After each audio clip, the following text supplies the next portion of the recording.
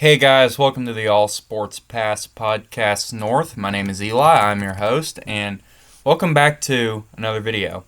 And today, I'm going to be covering the first round of the playoffs and previewing the second round of the playoffs. But before we get in this video, you already know you got to start off with the verse of the day.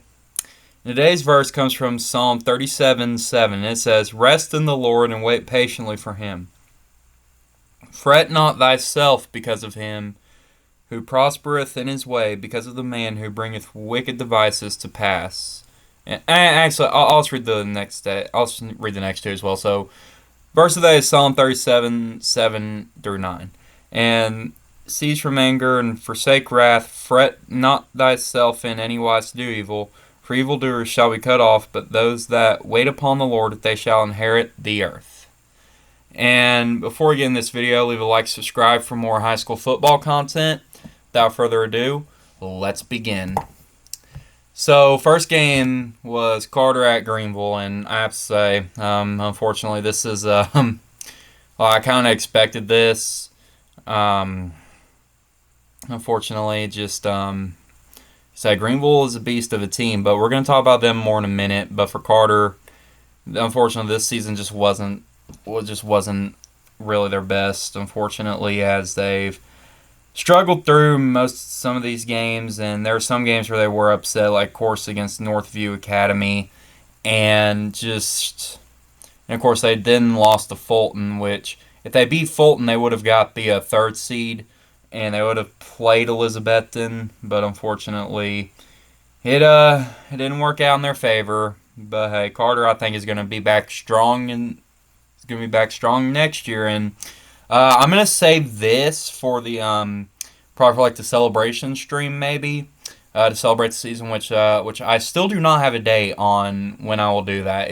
I know for a fact it will happen after the high school football season ends, but it's going to be, but I don't know, but like I said, I don't know, so, yeah, so for Carter, they finished the season 4-7, they went 2-3 in district play.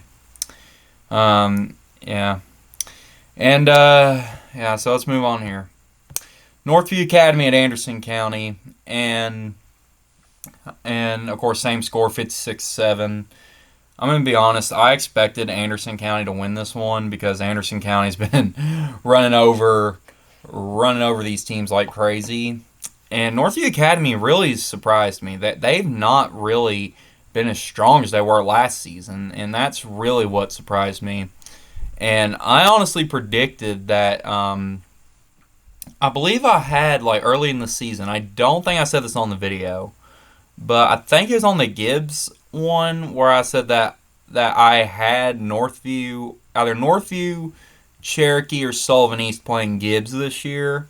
And I was right on Cherokee, but yeah, no. There's also a predicament where Granger could have got in this year, because basically in this region, you have the top two teams. I'm talking about Greenville and Elizabethton's region. You have top two teams, which are Greenville and Elizabethton, and then third place and fourth place are pretty much up for grabs. And with Northview, and with this year, of course, Northview losing to Cherokee gave Cherokee the third seed, and Northview pretty much had to just win out, really, the rest of their region, which they did.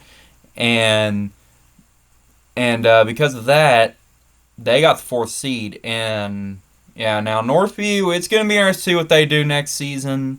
And also, with the rankings, I'm not going to get into too much, but Northview is still going to be in 4A. So Northview will be in 4A again next season.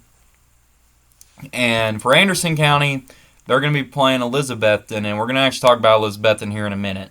But, yeah. And for Central and Sevier County, and I'm going to be honest, this is kind of expected. Like, Sevier County's been physical all season. They've made big plays. They've been outscoring their opponents by, like, a lot. And winning 35-12. And Sevier County is now 11-0, and they're going to be playing. Actually, we're going to wait for that because they're actually playing a North team. So yeah, But we're just gonna wait and talk about it a little bit later. But for Central, unfortunately, this ends their season, and Central also finished with a 4-7 record, and so it's unfortunately going to be a tough end of the season. And yeah, but we'll see how Central does next year. But it's just another. I think it's just another heartbreaking end of the season. All right, and then this next game we had an upset. Austin East at Johnson County. Austin East. Hold on, let me bring these numbers closer together. Sorry guys, I made these yesterday, pretty much, and I put the numbers in the way too far. But Austin East upset Johnson County, and now it's not always going to matter because it's 3A, because Alcoa is going to win they're probably going to win their 10th straight title. Unless one of these teams can pull an upset. But basically, Austin East won 25-13, and for the second year in a row, they're likely going to go 4-8 unless they can upset Alcoa. And also, this will be probably Austin East's last time in a while playing Alcoa, because Alcoa, if you recall, actually moved up to 4A. So, yeah.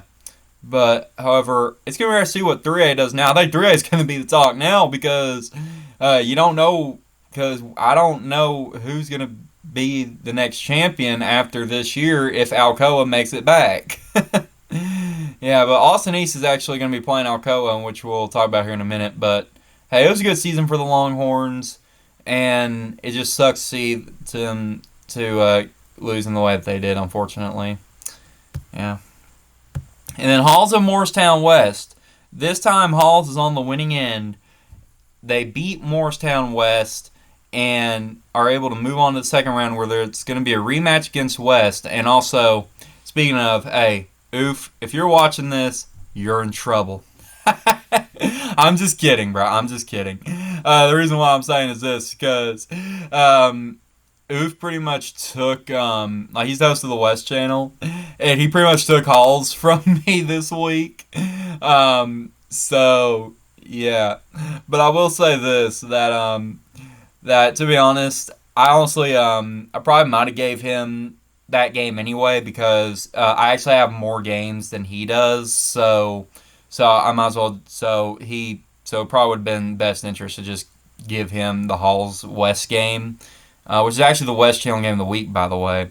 But it would probably just be the logical thing to do, just so we can, have a bit of even coverage, pretty much, because of course, if I didn't do it, then I'd be covering 5. He'd only be covering 3. So, yeah. So, anyway, for this game, Halls is able to escape. Is able to get by with the win. And now it's a rematch against West. And it's a home game against West, but I also like Halls' chances. It's a away game at West, but I also like Halls' chances here, because Halls is able to take West to overtime, but the difference about that, though, is that West actually was playing at Halls when that happened. But if Halls can perform the same way against West like they did at home, then it should be an interesting game. So, yeah. And like I said, that's going to be covered on the West channel, so you won't see it on the North channel this week. And, little disclaimer, if all the North teams that I cover lose, like I'm saying all of them, then the season's done for me, because, I mostly only cover, like, North schools. I don't cover schools that are, like, not on All Sports Pass right now. So, yeah, let me do a little quick check here. So, basically, if Austin East, Gibbs, Anderson County, Powell, or Halls lose, like, if all 5 lose that game, then I'm done for the season. So, yeah. And speaking of Powell, they get the win over Tennessee High, 34-7. And also, I'm going to be honest, I forgot to mention this on the last video that I did, but when I was like, I want to say maybe when I first started getting into this, I saw the Tennessee High logo, I was like, what the heck is that one thing in the middle of it? And then I realized, because their name's the Vikings, and I was like, oh, it's a Viking horn. It took me a while to figure that out, and I was like, Eli, you idiot! They're the Vikings. It's a dang Viking horn. Yeah, and I was yeah. But anyway, Powell's able to get the win 34-7, and we're going to talk about Powell here in a minute. So I'm not going to spend too much time talking about Powell right now because, we're going to be talking about them here in a minute. But, yeah. All right, and this game here was nearly the upset of the century. Because I was at the Gibbs Cherokee game, and I was actually keeping up with this, and I go to one of my friends, and I said, "Bro, you're not gonna believe this. Fulton's up on Elizabethton 7-0. I'm sorry. No. Let's rewind. This will happen. I was looking at the Fulton broadcast pretty much because it was like audio only, and they had the score there, and it said at the half Fulton 0, Elizabethton 0. I was like, no way.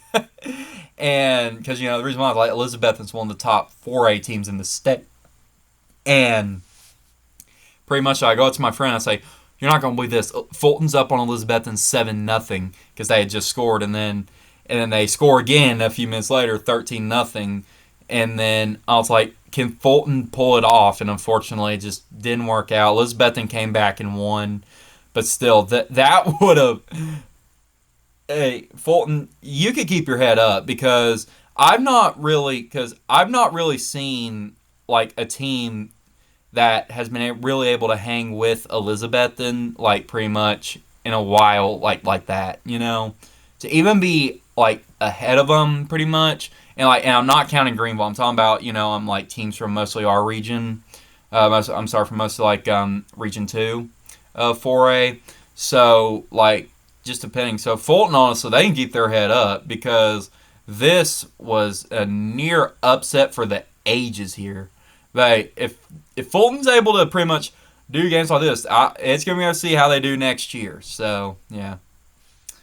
And, yeah, here's the game of the week, Cherokee at Gibbs. And it was expected, pretty much. Gibbs was expected to win this game. But for Cherokee, they made some good plays. They were able to get into the end zone last play of the game. And, yeah, but unfortunately, Cherokee season's going to end at Gibbs, 41-10. And also, I figured I would talk to y'all about some.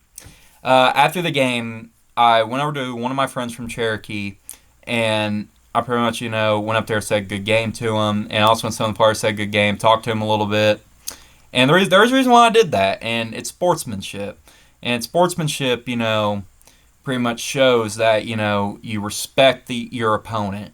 You have sympathy for the team when they lose and everything, And there's more things to go with sportsmanship that honestly, unfortunately, do not have time to discuss today. But I will say this, that if you ever go to like a high school game, like rather be football, basketball, baseball, softball, or anything like that, I encourage good sportsmanship because it's the core of all sports. If you want to continue to thrive in the sports world, you have to show sportsmanship. And yeah. And of course, sportsmanship is also what makes the games fun, in my opinion. And yeah, so just a little PSA from me because if you don't show sportsmanship, believe it or not, they can actually eject fans.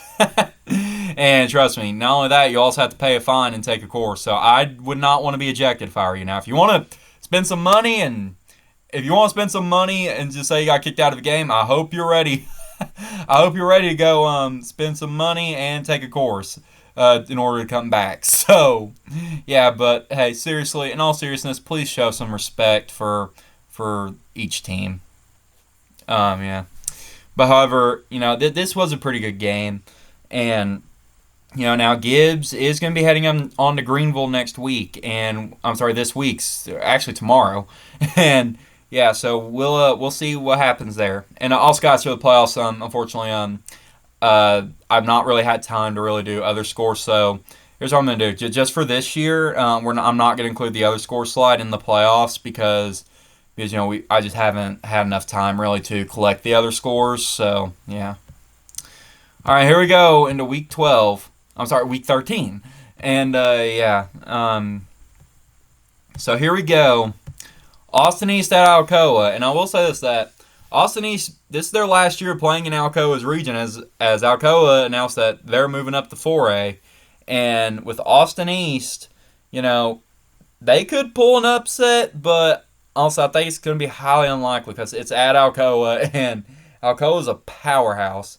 And if Alcoa being like I say, a 9-time defending state champ, like they won it 9 times in a row, they're likely going for the 10th straight. Um, you probably might want to have to figure something out. But for Austin East, I just think I think unfortunately it's going to be a win for Alcoa.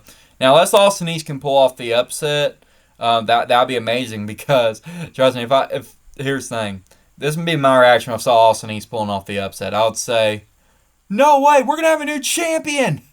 And yeah, but if I'm being honest, like unfortunately it's gonna be unlikely for Austin East. But hey, it's high school football, you never know.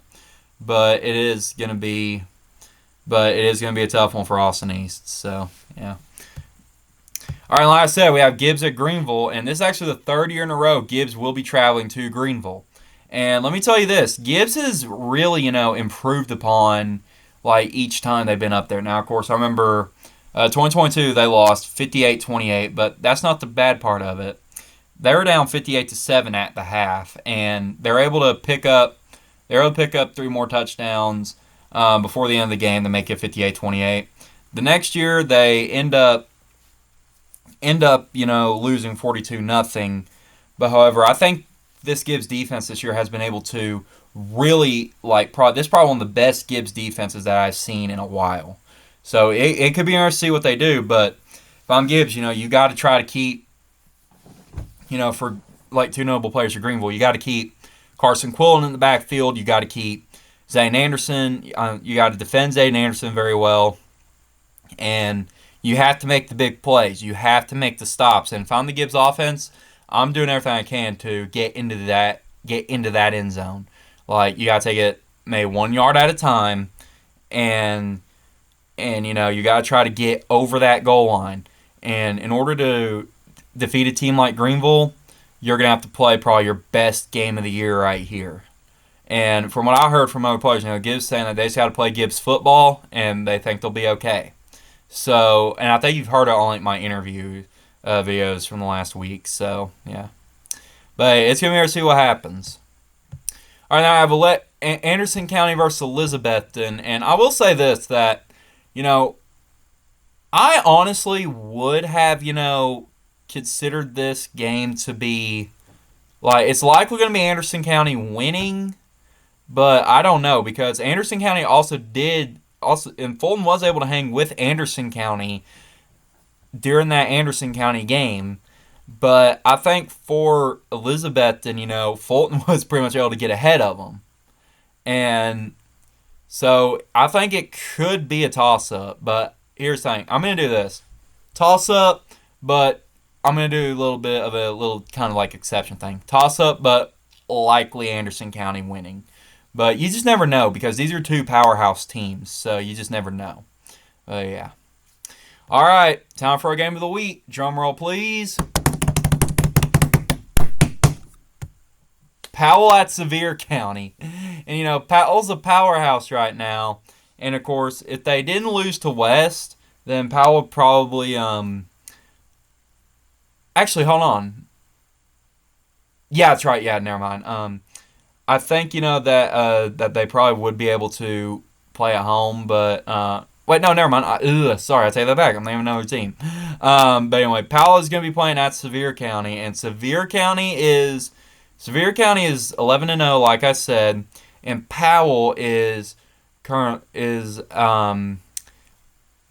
on, let me do the math. They're 9-2, and of course they had a loss to Anderson County and to West. But however, can Powell pull off the upset on Sevier County? It's going to be interesting.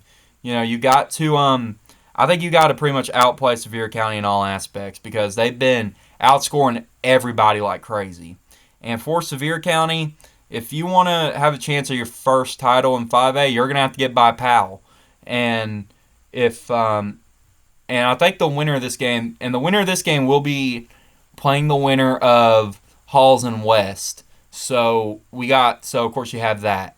But I think, of course, this game here, I'm going to do this, another toss-up.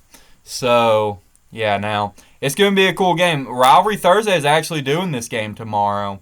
And they actually got done with the Coalfield and Harriman just a few minutes ago.